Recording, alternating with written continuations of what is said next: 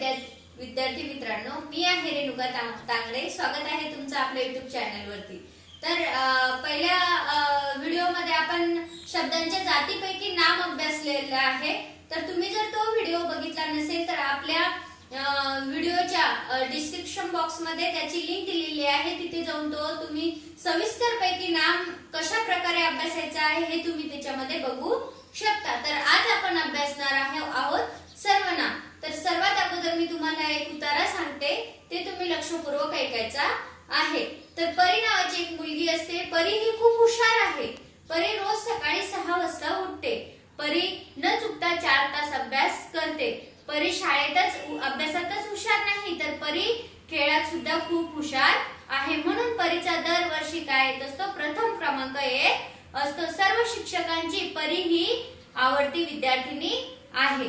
आता ह्याच उतार्यामध्ये आपण काय करूया, थोडेसे चेंजेस करूया, थोडे बदल करूया आणि याच्यात काय बदल केले ते आपण बघूया. परी ही खूप हुशार मुलगी आहे. ती रोज सकाळी 6 वाजता उठते. 6 वाजता उठून रोज सकाळी ती 4 तास अभ्यास करते. ती अभ्यासातच नाही तर खेळात सुद्धा खूप हुशार आहे आणि ती एवढी हुशार असल्यामुळे ती शिक्षकांची खूप आवडती विद्यार्थिनी आहे. तर ह्या दोन्ही उतार्यांमध्ये तुम्हाला काय बदल वाटले, तर पहिल्या उतार्यामध्ये काय आहे की परी जे नाव आहे ते नाव मी काय केलेलं आहे, परत परी नाव घेतलेलं आहे. आणि दुसऱ्या उतार्यामध्ये परीच्या जागी ती, तिने असे जे शब्द आहेत, तिच्या असे शब्द काय केलेले आहेत, वापरलेले आहेत. तर ह्या शब्दांना काय म्हटलं जातं, सर्वनाम म्हटल्या जातं. पण कुठे वापरले हे शब्द, फक्त परी जे नाव आलेलं आहे त्या नामाच्या जागीच मी हे शब्द वापरलेले आहेत. म्हणजे नामाच्या जागी वापरल्या जाणाऱ्या शब्दाला काय म्हटल्या जाते, सर्वनाम असे म्हटल्या जात असते. मग तुमच्या लक्षात आलं असेल की सर्वनाम म्हणजे काय. त्याची व्याख्या आपण करू शकतो की सर्वनामाची व्याख्या काय बरे, काय सर्वनामाला आपण काय म्हणू शकतो, तर बघा, नामाचा पुनर्वापर होऊ नये म्हणून ज्या विकारी शब्दाचा वापर केला जातो त्या शब्दाला काय म्हटलं जातं, सर्वनाम असे म्हटल्या जाते. त्याच्याही नंतर तुम्ही काय म्हणू शकता की नामाच्या जागी वापरल्या जाणाऱ्या शब्दाला काय म्हणतात, सर्वनाम असे म्हटल्या जाते. अशा प्रकारच्या व्याख्या तुम्ही तिथे बनवू शकता. तर ह्या सर्वनामाचे 6 प्रकार पडतात. तर ते कोणकोणते ते आपण इथे अभ्यासूया. तर पहिला प्रकार बघूया आपण अगोदर. पहिला प्रकार आहे बघा, पुरुषवाचक सर्वनाम. आपण जनरली बघत असतो की लिहिणारी व्यक्ती असो किंवा बोलणारी असो काय करत असते की प्रत्येक वस्तूचे किंवा व्यक्तीचे 3 विभागात त्याची काय करत असते, विभागणी करत असते. ते कसं की बघा, 3 विभागात कशी, तर प्रथम बघा जो बोलणारा आहे तो, दुसरा कोणता की ज्याच्याशी आपण बोलतो आहे तो व्यक्ती, आणि तिसरा कोणता ज्याच्या विषयी आपण बोलत आहोत ती व्यक्ती. बरोबर आहे ना. असे ह्या पुरुषवाचक सर्वनामाचे सुद्धा काय पडतात, पुढे 3 प्रकार पडत असतात आणि ते आपण बघूया. तर पहिला प्रकार बघा, प्रथम पुरुषवाचक सर्वनाम. कोणता येतो, प्रथम पुरुषवाचक सर्वनाम. प्रथम पुरुषवाचक सर्वनाम मध्ये काय येईल मग की बोलणारा व्यक्ती जेव्हा स्वतःचा उल्लेख तिथे करतो तेव्हा त्याला काय म्हणतात, प्रथम पुरुषवाचक सर्वनाम. त्याचं उदाहरण तुम्हाला सांगता येईल की मी गावाला गेलो. म्हणजे इथे काय झालेलं आहे बघा, सर्वनाम माझ्याविषयी आलेलं आहे. मी गावाला गेलो किंवा मी गावाला जातो, आम्ही शाळेत जातो, असं सुद्धा तुम्ही इथे लिहू शकता किंवा बोलू शकता. मी, आम्ही हे काय आपण स्वतः विषयी वापरणारे सर्वनाम आहेत. तर काय, आम्ही शाळेत जातो,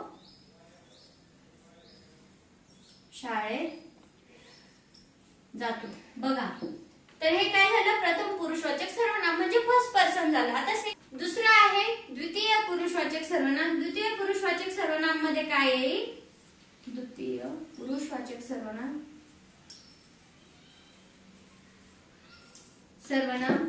यामध्ये ज्याच्याशी आपण बोलत आहोत त्याचा उच्चार बघा इथे केला जातो. जसं की त्याचं उदाहरण बघूया. तुम्ही गावाला जा, तुम्ही गावाला जा, जा, किंवा ती तुम्ही काय करत आहात, तू काय करत आहेस, तू काय करत आहेस, काय करत आहेस. म्हणजे काय की बोलणारा हा ज्याच्याशी बोलतो आहे त्याचा उल्लेख काय केलेला आहे, इथे केलेला आहे की तू, तुम्ही, तुमचे अशा प्रकारचे. आता बघूया आपण तृतीय पुरुषवाचक सर्वनाम. बघूया तृतीय पुरुषवाचक सर्वनाम. तृतीयामध्ये काय येतं की ज्याच्याविषयी आपण बोलत आहोत त्याचे इथे उदाहरण आपण घेऊ शकतो. बघा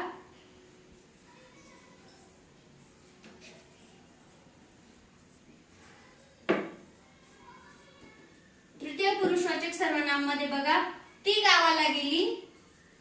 म्हणजे काय झालेलं आहे, दोन व्यक्ती बोलताना तिसऱ्या व्यक्तीचा काय केलेला आहे, तिथे उल्लेख केलेला आहे. ती गावाला गेली, गावाला गेली.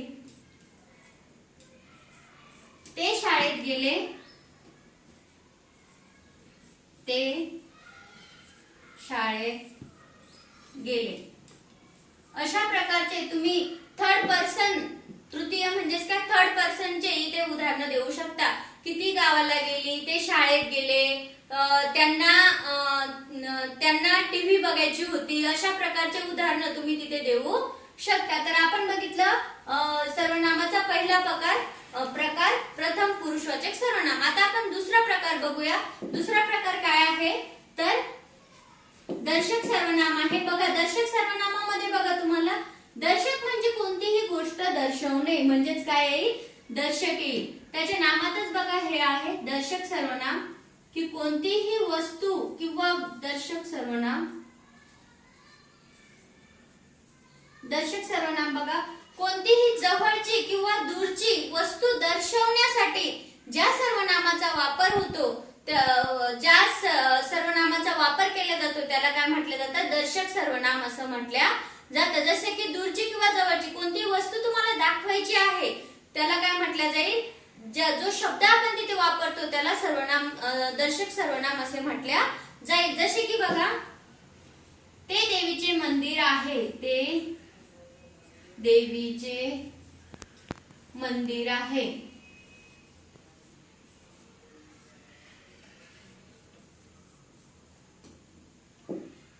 दोन नंबर बघा जवळची, हे माझे घर आहे, हे माझे घर आहे, घर आहे. अशा प्रकारचे ते माझे गाव आहे, हे माझे शेत आहे, तो माझा भाऊ आहे. अशा प्रकारचे उदाहरण तुम्ही तिथे देऊ शकता. म्हणजे कोणतीही वस्तू जर तुम्हाला दाखवायची असेल त्यामध्ये काही जवळची किंवा दूरची येत नाही, जवळची किंवा दूरची कोणतीही असेल ती वस्तू दाखवण्यासाठी तुम्ही ह्या दर्शक सर्वनामाचा तिथे वापर करू शकता. आता तिसरं बघूया.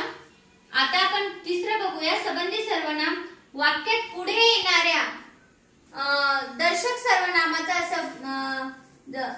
सर्वनामाशी संबंध दाखविणाऱ्या सर्वनामांना काय म्हटलं जातं, संबंधी सर्वनाम असे म्हटल्या जाते. तर मग ते कशा प्रकारे दाखवल्या जातात, कशा प्रकारे त्यांचा दर्शक सर्वनामाचा इथे संबंध दाखवायचा आहे तर ते बघा त्याच्या उदाहरणामध्ये तुम्हाला लक्षात येईल. उदाहरण बघूया. जो अभ्यास करेल तोच पास होईल. काय उदाहरण येईल बघा, जो अभ्यास करेल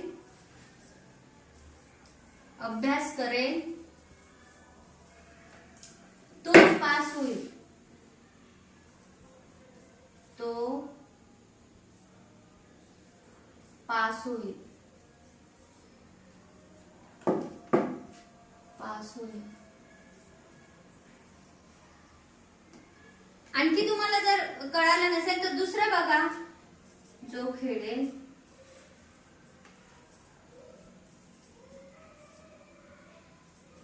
त्यालाच बक्षीस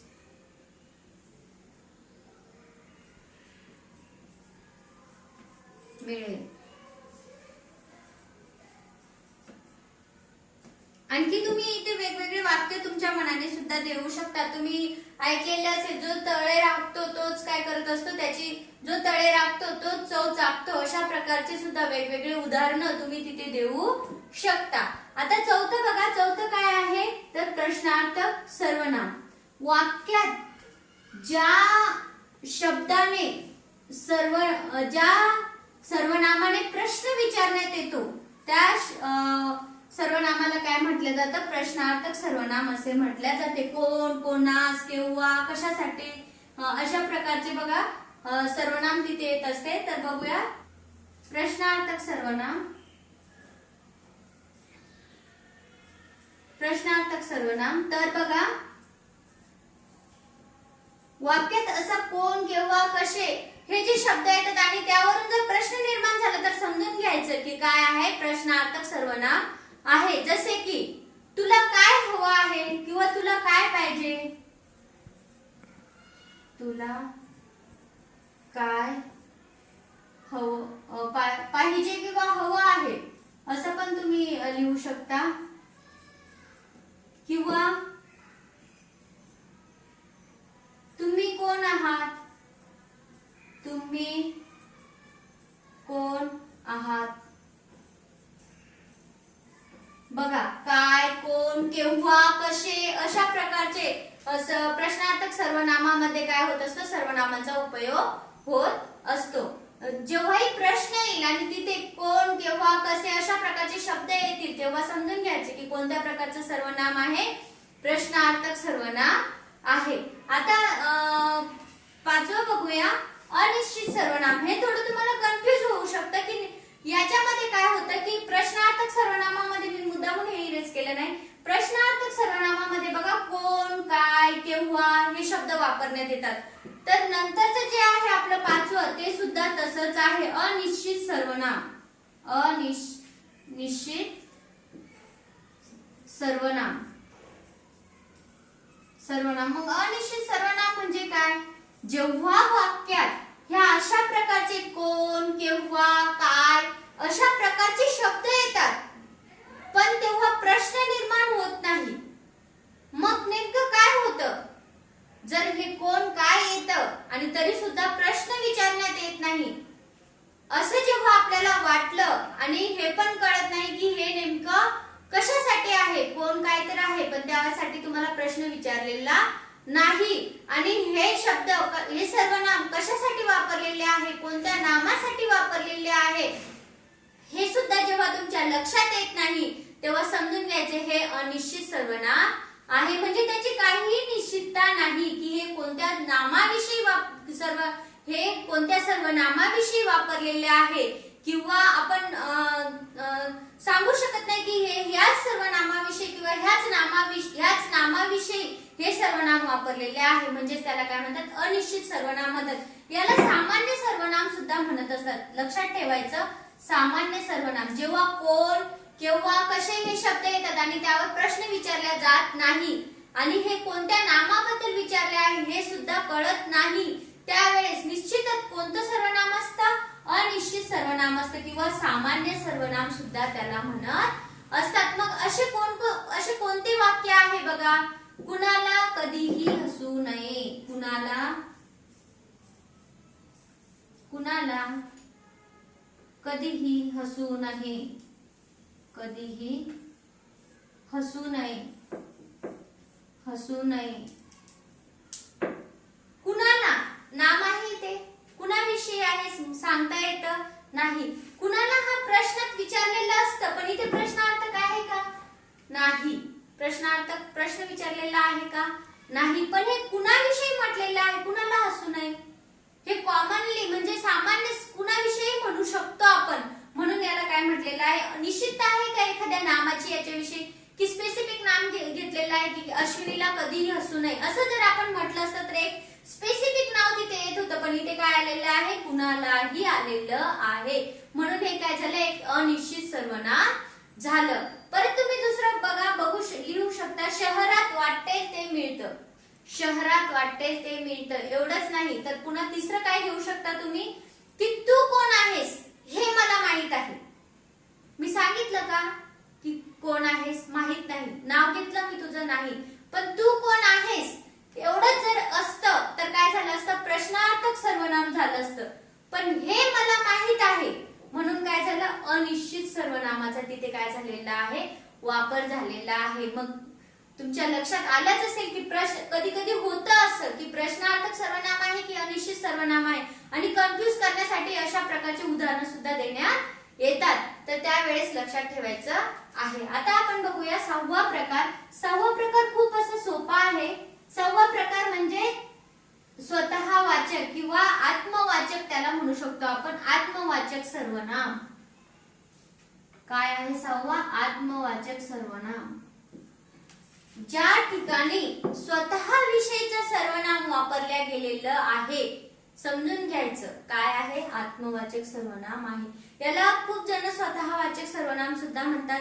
व्याकरणात सुद्धा आहे की त्याला स्वतःवाचक सर्वनाम सुद्धा आपण संबोधू शकतो. जसं की मी गावाला गेले, मी गावाला गेले. मी शाळेत जाते, अशा प्रकारचे. मी शाळेत जाते अशा प्रकारचे जे स्वतः विषयी सर्वनाम मी इथे माझं नाव घेतलेलं आहे का, नाही. तर त्यासाठी एक सर्वनाम मी इथे वापरलेलं आहे ते म्हणजे मी. स्वतः विषयी जे सर्वनाम आहे ते इथे मी वापरलेलं आहे. म्हणूनच याला काय म्हटलं जातं, आत्मवाचक सर्वनाम असे म्हटल्या जाते. तर बघा तुम्हाला समजलंच असेल सर्वनाम म्हणजे काय. सर्वनामाचा एक लक्षात ठेवायचं आहे, सर्वनामाचा स्वतःचा काही असा स्पेसिफिक त्याचा काही अर्थ नसतो. जो नामाला अर्थ असतो तोच अर्थ सर्वनामाला काय होत असतो, प्राप्त होत असतो. आणि सर्वनाम हे किती प्रकारचे आहेत, 9 प्रकारचे आहेत. कोणकोणते आहेत मग ते, मी, तू, तो, हा, जो, कोण, कोण, कोणास, आपण, आपण, स्वतः. हे 9 प्रकारचे सर्वनाम काय होत असतात, वापरल्या जात असतात. आणि नामाला स्वतःचा काही अर्थ राहत, सर्वनामाला स्वतःचा काही अर्थ राहत नसतो. नामाचाच अर्थ काय होत असतो, सर्वनामाला प्राप्त होत असतो. तर इथेच आपला हा जो सर्वनाम हा पाठ आहे हा संपलेला आहे. तुम्हाला जर याच्यात काही क्युरी असेल तर तुम्ही कमेंटद्वारे ते तुम्ही मला विचारू शकता. आणि परत भेटूया आपल्या नवीन एका लेक्चर सोबत. तोपर्यंत खुश राहा, आनंदी राहा आणि आपल्या चॅनलला लाईक आणि सबस्क्राईब करत राहा. थँक्यू, धन्यवाद.